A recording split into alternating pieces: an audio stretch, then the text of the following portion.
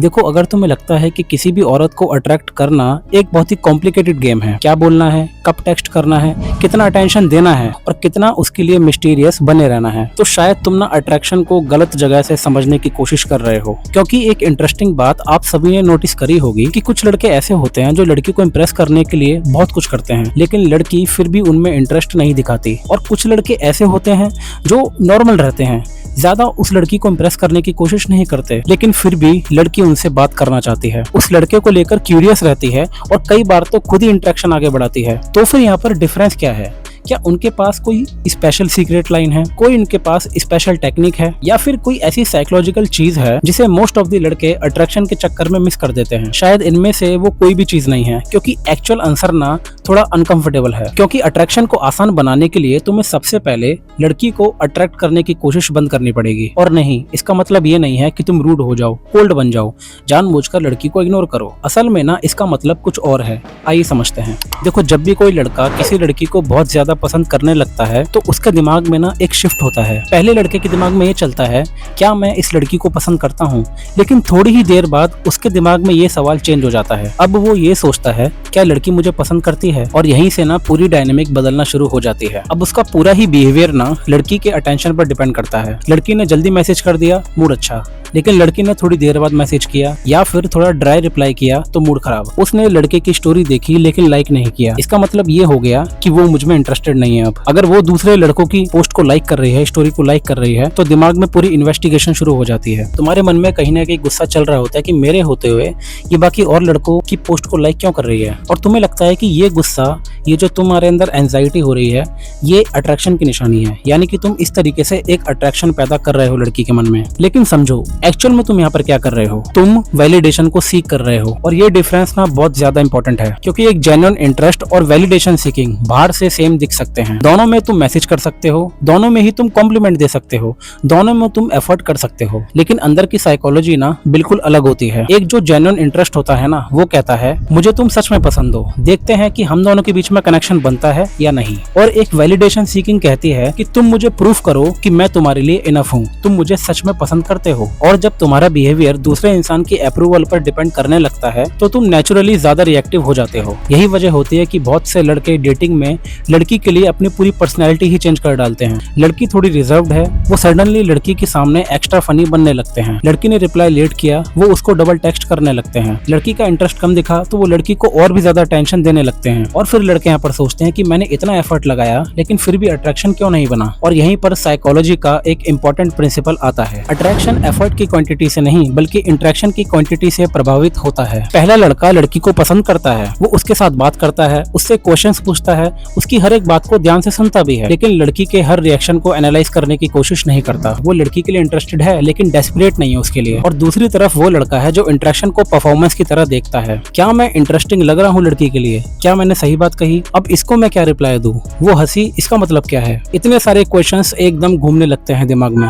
अब जरा खुद सोचो कि किस लड़के के साथ इंटरेक्शन नेचुरल फील होगा। यही रीजन है कि अट्रैक्शन में सेल्फ कॉन्शियसनेस एक साइलेंट प्रॉब्लम बन जाती है। तुम सामने वाले पर्सन को एक्सपीरियंस करने की बजाय खुद को ही कॉन्स्टेंटली मॉनिटर करने लग जाते हो। और तुम जितना ज्यादा खुद को मॉनिटर करते रहते हो ना, उतना ही तुम सामने वाले के लिए कम प्रेजेंट रहते हो। और अट्रैक्शन के केस में ना प्रेजेंस बहुत मैटर करता है और बहुत इंपॉर्टेंट भी है। लेकिन यहाँ पर एक और लेयर आती है जो आपको समझना बेहद जरूरी है। सिर्फ कॉन्फिडेंट बनो बोलना ही काफी नहीं है, क्योंकि कॉन्फिडेंस को लेकर सबसे कॉमन मिसअंडरस्टैंडिंग लड़कों के बीच में यही होती है कि कॉन्फिडेंस का मतलब है कि मुझे पता है कि वो मुझे पसंद करेगी। लेकिन नहीं, रियल कॉन्फिडेंस का मतलब यहाँ पर ये होता है मुझे नहीं पता कि वो मुझे पसंद करेगी या नहीं, और सच बताऊं मुझे इस चीज से फर्क भी नहीं पड़ता वो मुझे पसंद करे या नहीं, लेकिन मैं जो हूँ वैसा ही हूँ और वैसे ही ठीक हूँ, बस। और यही शिफ्ट ना अट्रैक्शन को ड्रामेटिकली आसान बना देता है। अब क्योंकि इस पॉइंट पर आकर ना आपको रिजेक्शन से फर्क नहीं पड़ने वाला। अगर वो इंटरेस्टेड है ग्रेट, अगर नहीं है तो आप हंसी खुशी आगे बढ़ जाओगे। और जब तुम्हें किसी एक व्यक्ति की अप्रूवल की जरूरत नहीं रह जाती ना, तो तुम्हारा जो बिहेवियर होता है ना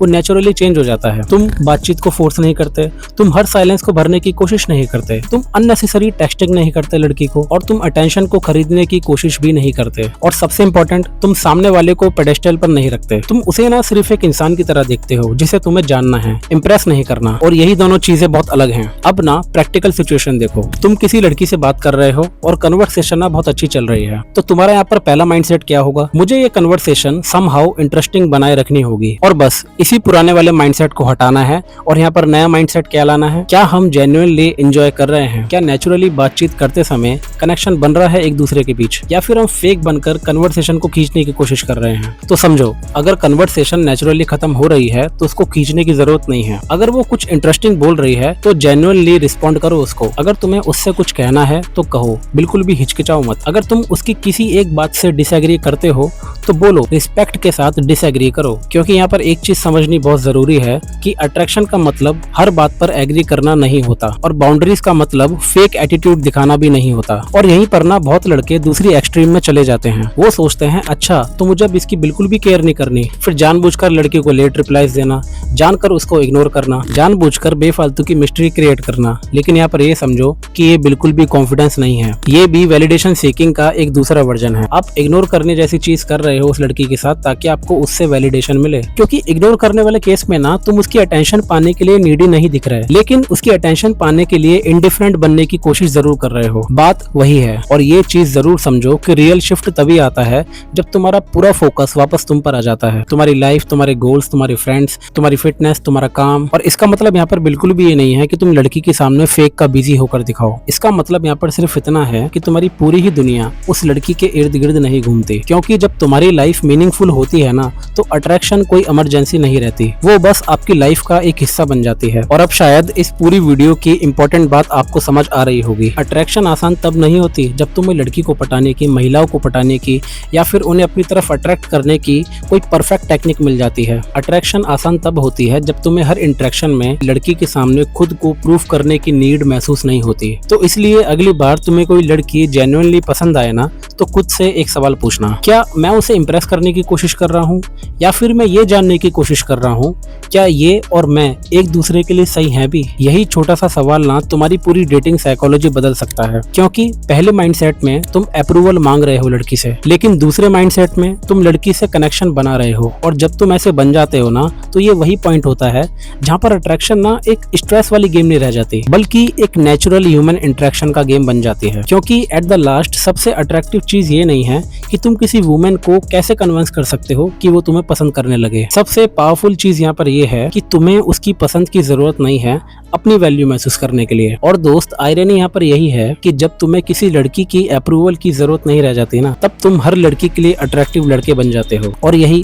आखिरी सच है। होप आज की इस वीडियो में मैंने आपको जो समझाना चाहा वो आप अच्छे से समझ पाए। तो अगर मेरी हर एक बात समझ आई हो तो कमेंट सेक्शन में टाइप करना अट्रैक्शन, और अपने थॉट्स को भी मेरे साथ शेयर करना। इंस्टा पर भी फॉलो करना मत भूलना। मैं जल्दी मिलता हूँ आपसे नेक्स्ट वीडियो में, तब तक के लिए पीस आउट।